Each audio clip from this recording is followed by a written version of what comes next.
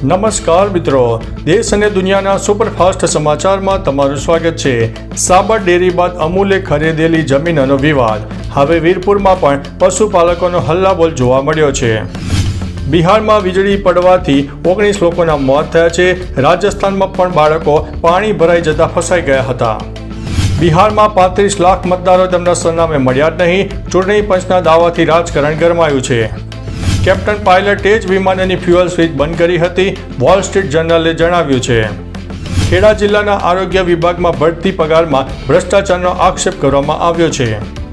નવા રેન્કિંગ પ્રમાણે અમદાવાદ સૌથી સ્વચ્છ શહેર, ઇન્દોર સુપર સ્વચ્છ માનવામાં આવી રહ્યું છે।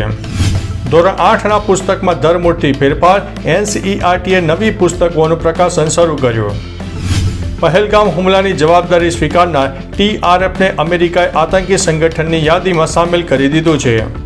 રશિયાનું ઓઇલ બંધ થાય તોય ભારતને ઊની આંચ નહીં આવે તેવું સરકારે જણાવ્યું છે। સુરેન્દ્રનગરમાં ખોડું વસ્તડી હાઈવે અને ધરમ તળાવ પાસેથી ગેરકાયદેસર ખનીજ વહન કરતા 14 ડમ્પર ઝડપાયા છે।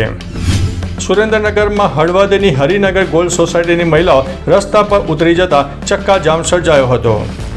હવામાન વિભાગની આગાહી અનુસાર રાજ્યમાં વરસાદી માહોલ રહે તેવી શક્યતા।